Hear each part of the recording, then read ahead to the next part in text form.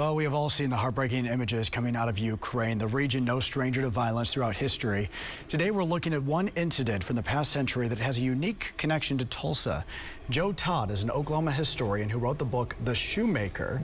It's about a Jewish immigrant named Louis Kerbel who moved to Tulsa in 1914 after escaping Russia. Joe, tell us a little bit about The Shoemaker. Louis Kerbel was born in the Ukraine in 1888. And the village had 25 families. The only Jewish family, they were shoemakers. If your father was a shoemaker, you were a shoemaker. You did what your father did. They had to move to Odessa in the Ukraine 1898, set up a shoe shop, had a very good business, until the Russo-Japanese War came along, and they blamed the Jews for losing the war. And he was with 45 young Jews, and during the pogroms, the riots, they saved the synagogue. And he helped cleaned up after the riots, and he said he had to leave Odessa and worked in the Black Sea Fleet. And after that, he was in the army of the Tsar for 2 years, got a passport, and he was gone. With very little in his pocket, you were telling me during the commercial break, 75 cents. Came here with 75 cents in his pocket, and his brother, who was here, come to Galveston, not New York. And then when he got here, he made quite the career for himself, I understand. He worked in Fort Worth for Mr. Justin Boots. And he said Mr. Justin gave him a boot, and Mr. Justin knew that he knew Boots and hired him. He came to Tulsa in 1914 and got 50 cents a week more than Fort Worth.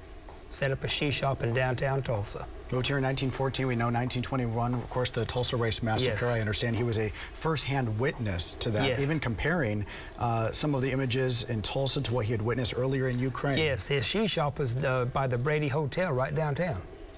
And he had a black man working for him, and Bishop's Restaurant brought 2 blacks down, and he had these 3 blacks in the shoe shop hiding them during the race massacre. And he said he remembered the faces in Odessa and Tulsa. They looked exactly the same.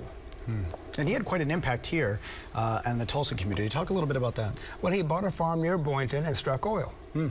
Became wealthy.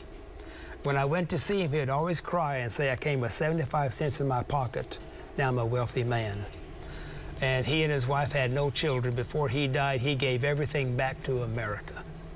He gave a long, long life, Joe. Yes. Lived to be 101? He died in 1989 at the age of 101. Yeah, and you actually recorded video of him for your interview. Yes, I have about 5 hours of videotape. In fact, there's a... There you are. That's a younger you, isn't it? Yeah. Yeah, that's incredible. And then, of course, off of that videotape that you had, you published this book. When did the book come out? Last year, a friend of mine in Stillwater has a publishing company. I sent him the draft, and he said, I'm going to publish this. This is the best book I've read in years. How can we find it? Where do we get The Shoemaker?